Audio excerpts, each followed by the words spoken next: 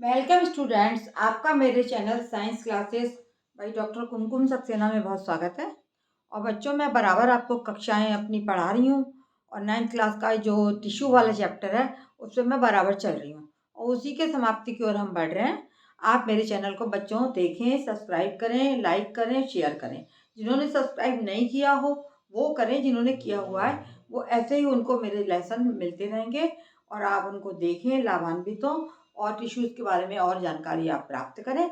आज बताने जा रही हूँ मैं कनेक्टिव टिश्यू या संयोजी ऊतक, है ना, जो एक दूसरे को अंगों को जोड़ते हैं, बीच में परस्पर संबंध बनाते हैं, वो कहलाते हैं संयोजी ऊतक।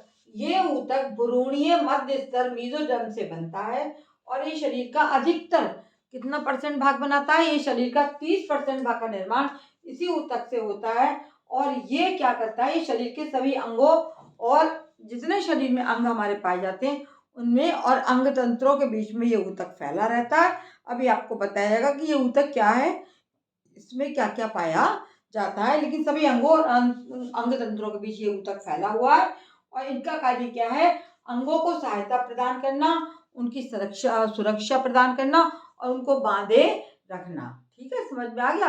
ये क्या करते हैं? सभी अंगों को आपस में बांध के रखते हैं और उनको सुरक्षा भी प्रदान करते हैं। तो ये जो है आपके संयोजी ऊतक जो है वो 3 प्रकार के होते हैं। पहला है संवाहन या तरल संयोजी ऊतक, है ना। संवाहन ऊतक, तरल संयोजी ऊतक, जिसमें क्या आता है? जिसमें रुधिर आता है। रुधिर के बारे में डिटेल में आपको बताया जाएगा। रुधिर कैसे में क्या क्या होता है, प्लाज्मा भाग जो लिक्विड भाग होता है, और इसमें रुधिर कणिकाएं पाई जाती हैं जो 3 प्रकार की होती हैं। रुधिर प्लेटलेट, सरल सफेद संयोज जो कणिकाएं हैं वो पाई जाती हैं और लाल कणिकाएं पाई जाती हैं रुधिर में। इसका डिटेल मैं आपको अगले अपने लेक्चर में दूंगी। और दूसरा, ये कहाँ से बनता है? ये भ्रूण के मध्य जनन स्तर या मेसोडर्म से इसका निर्माण, इस टिश्यू का निर्माण होता है। दूसरा है जिसे हम कहते हैं कंकाली संयोजी ऊतक। अंतर कंकाल, हमारी जितनी हड्डियां पाई जाती हैं शरीर में, 206 हड्डियां हैं, वो सब जो है इस ऊतक के अंतर्गत कंकाल आता है। और कंकाल जो है वो एक ढांचा है जो खड़ा रखता है। ठीक है, भ्रूण के मध्य जनन स्तर से ये भी विकसित होता है। ये कंकाल ना हो तो मनुष्य का जीवन या शरीर के जो अंग हैं वो एक मांस के लोथड़े के समान होते और वो रुक नहीं सकते थे। मनुष्य खड़ा नहीं हो पाता, चल नहीं पाता, फिर नहीं पाता। तो ये कंकाल संयोजी ऊतक है। और तीसरा है, इसका भी निर्माण भ्रूण के मध्य जनन स्तर से ही होता है, मेसोडर्म से ये भी बनाया जाता है।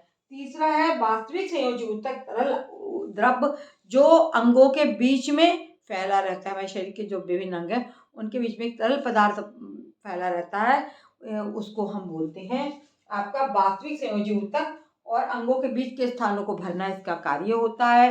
लसिका आदि जो है ये सब इसके अंतर्गत आते हैं। इसकी डिटेल मैं आपको अगले अपने चैप्टर में बताऊंगी। मेरा चैनल देखने के लिए बहुत बहुत धन्यवाद और शेयर करना और लाइक करना ना भूलें। जो कमेंट आप करना चाहते हैं वो कमेंट बॉक्स में कर सकते हैं, बट देखें अवश्य। धन्यवाद।